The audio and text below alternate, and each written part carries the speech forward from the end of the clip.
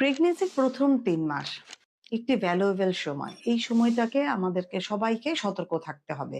অনেকেই মনে করেন যে প্রেগন্যান্ট হয়ে গিয়েছি এখন তো আর কোনো টেনশন নেই। না, প্রেগন্যান্ট হয়ে গেলে শেষ পর্যন্ত সেটা একটা সুস্থ সন্তান জন্ম দেওয়া পর্যন্ত আমাদের সবাইকে সচেতন থাকতে হবে। ১ম এই বলব আমরা আমাদের মেন্টাল এবং ফিজিক্যাল যে স্ট্রেস সেগুলাকে কমাতে হবে।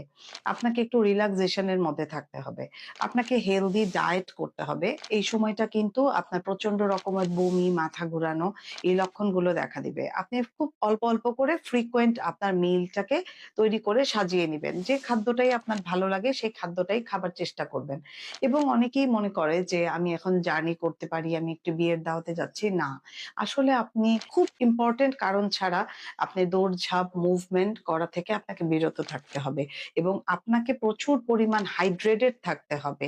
যে কোনোভাবেই আপনার শরীরে পানির ঘাটতি যাতে দেখা না দেয়, এর জন্য আপনি ডাবের পানি, অল্প, অল্প করে ওটস স্যালাইন, আপনি একটু লেবুর পানি, আপনি যেকোনো ধরনের ফলের জুস এগুলা খেতে পারেন। এবং আপনি যদি ফাইবার যুক্ত ফল যদি নিজে খেতে পারেন তাহলে কিন্তু আপনি কনস্টিপেশন থেকেও প্রিভেনশন পেতে পারেন। আপনি সতর্ক হন এবং আপনার ডাক্তারের শরণাপন্ন অবশ্যই থাকবেন। এই সময় কিন্তু আপনাকে একটু প্রজেস্টেরন দিতে পারে, আপনাকে একটু ভাইটামিনস দিতে পারে, আপনাকে একটু ফলিক অ্যাসিড দিতে পারে। এই ওষুধগুলা কিন্তু আপনি নিয়মিত সেবন করবেন। আপনি ভালো আছেন বলেই আপনি ডাক্তারের কাছে যাবেন না, তা কিন্তু না। আপনাকে ফার্স্ট ট্রাইমেস্টারেও কিন্তু অন্তত ২ টো ভিজিট আপনাকে করতেই হবে। আপনাকে একটা বুকিং ভিজিট দিতে হবে এবং আপনাকে একটা ১২ সপ্তাহের মধ্যে অ্যানোমালি স্ক্যান করতে হবে। অ্যানোমালি স্ক্যান মিনস এটা আমরাকে বলি নাকাল ট্রান্সলুসেন্সি টেস্ট। এটা হচ্ছে ফার্স্ট একটা স্ক্যান টেস্ট। এখানে কিছু পরীক্ষা-নিরীক্ষা অবশ্যই করা দরকার।